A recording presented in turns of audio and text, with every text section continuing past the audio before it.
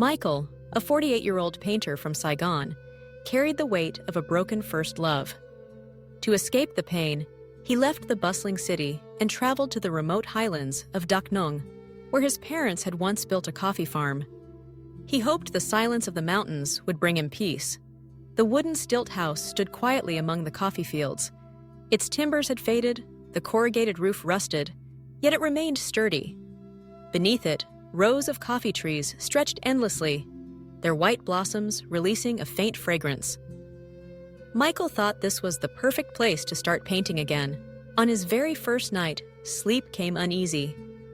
Strange sounds echoed in the dark, children laughing, footsteps circling the house. He woke in fright, only to find everything silent again. Perhaps it was just his tired mind. The next morning, Michael set up his easel. From the veranda, the golden sun spilled across the fields. He painted with focus until late afternoon, when a gust of wind tore the canvas from its frame. He rushed down to retrieve it, but the painting had vanished without a trace. After searching everywhere, he gave up and went inside to cook dinner. That night, the dreams deepened. Around his bed appeared deformed children, one with no arms or legs, just a twisted torso, another with skin like a toad's, wheezing for breath, and one whose belly split open, entrails dragging across the floor. They giggled, high-pitched and piercing, like wind through a crack. Michael tried to move, but his body was weighed down as if chained. Terror consumed him, until suddenly they were gone, leaving only a chilling void. The following day, Michael visited Thomas and his wife, kind local farmers, who welcomed him with a simple meal of wild vegetables and rice wine. He nearly told them about his nightmare, but held back, afraid they might laugh at his weakness. As he returned home that evening, a young woman appeared on the path. She wore traditional Highland clothes, her face pale, her eyes sorrowful. In her hands, she carried the missing painting. She spoke, but the words were not Vietnamese. Michael did not understand. Smiling faintly, he gestured with his hands.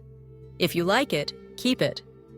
She clutched the painting to her chest, gave him a fleeting smile, and ran into the forest, vanishing among the trees.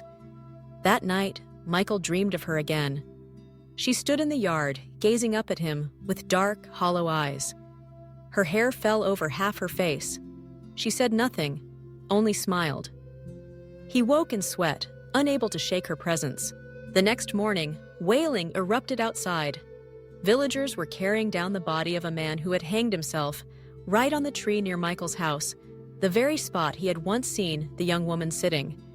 Thomas urged him to move in with them, but Michael refused. That night, Thomas and his wife returned to their hut. Soon, they too heard footsteps circling in the dark, heavy and deliberate. The hut shook violently, as if torn by a storm. Then came a chilling voice. "I have chosen! I want a husband!" Thomas's wife froze, trembling. Thomas, furious, grabbed a machete and burst outside. His wife shrieked. There she was, hovering above the ground, hair in tangles, head lolling to one side, eyes black as ink. Thomas swung wildly, his blade slicing through her form. She recoiled, then slipped into the forest with a shrill laugh that lingered long after she was gone. From then on, Thomas and his wife refused to let Michael stay alone. They slept at his house, Thomas guarding the front door, his wife at the back, leaving Michael in the middle. That night, they told him the truth. Long ago, there was a man named Alan, monstrous in size and temper. He lived apart from the village with his mute wife, Mary. They had 2 children, Paul, brutish like his father, and Lily, a daughter of startling beauty. When Mary died in childbirth, the household grew darker still. Not long after, Lily's belly swelled. Whispers spread. It was her father, or her brother, who had defiled her. The children she bore were abominations. One with a stunted spine, no longer than a hand. One with skin like a toad, another with no limbs at all. Alan buried them alive behind the house. Lily's mind broke. By day, she sat on the porch, cradling empty air, softly singing lullabies. By night, she wept, her cries carrying through the forest. At last, in despair, she hanged herself on the great tree. the very one now standing near Michael's home. Alan went mad, vanishing into the jungle. Paul drowned in the river soon after. Only Lily remained, her spirit restless, accompanied by her deformed children, luring the weak to the same fate. Thomas's voice sank low.